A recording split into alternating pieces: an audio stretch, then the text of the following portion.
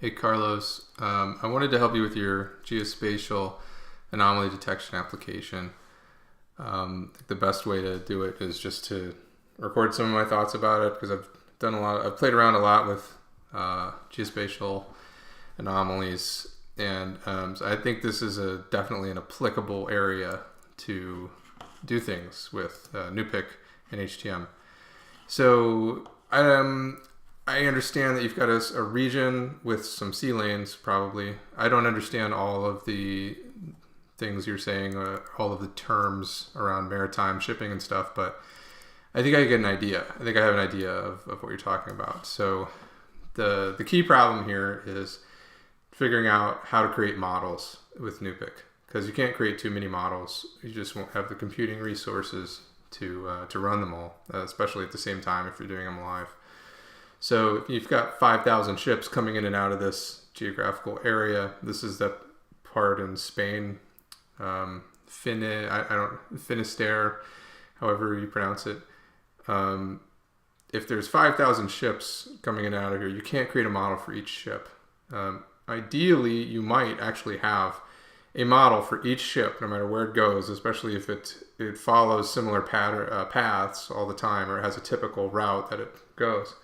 You could create a model for that ship if you had all that information to give you an indication whether that particular ship is doing anything it doesn't usually do. But I don't think you can do that in this case. What you need to do is try and find a way that you can group the tracks into different models. So you're going to have several models probably, and they each learn many ships' tracks. So I think you should do it something like this. And I'm just guessing where I'm not familiar with this geographic location, if these are actually ports or not, or where the ships go. But I'm assuming, based on other things I've seen about maritime traffic, that you're going to have a lot of ships coming from the north, coming around, and then maybe going into a port, maybe going this way, or maybe coming all the way over here to some port. I don't know. But there's definitely a big shipping route that comes from the north around the coast.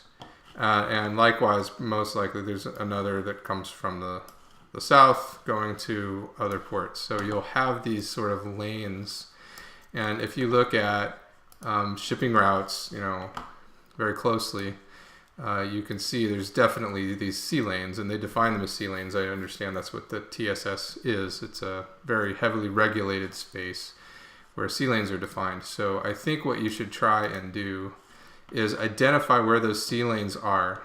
So maybe there's a sea lane that does this, or maybe there's one that goes to the west, or from here and then meets up with it, goes to the west. I don't know, but you could try to identify where those are and say, if I see any ships entering here and ending in this area, those will all be Model A, or something like that.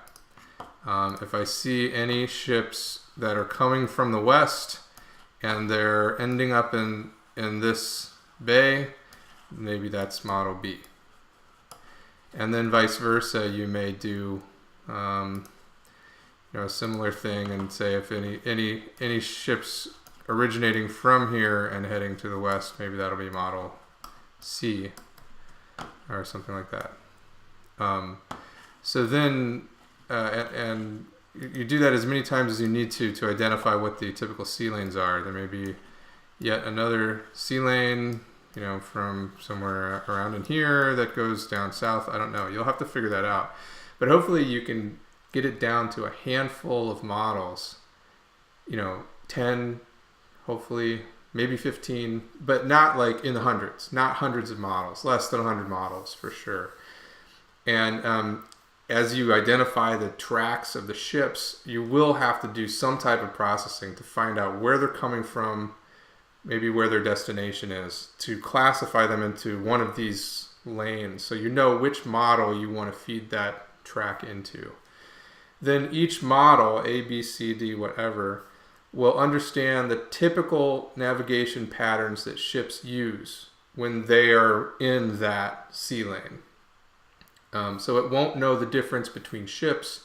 It won't know anything about cargo. It won't know anything except where it's at And typically, whenever it's seen the history of ships along that sea lane, well, how ships behaved in that shipping corridor. So if a ship does go out of bounds or does something abnormal, that model should be able to indicate that for each ship. The bit of the tricky part, I guess, is making this a live system, because you could have 10 or 15 ships in a shipping lane at any time. So how to feed all of those simultaneously into a model, that's a bit tricky. I'm not sure how to do that, but that may be something we can figure out later, and maybe you might have to do one at a time. But once it's been trained with all of these different routes, the model should be able to identify anomalies. So I hope that sort of helps. This is my idea of how you should group your models. If anyone else has thoughts about this, I totally welcome them to come talk about them. But that's my idea. Hopefully that helps move the discussion along. Let me know what you think. Thanks for your problem. I think this is a really interesting problem, and I think it's very applicable to what HDM can do.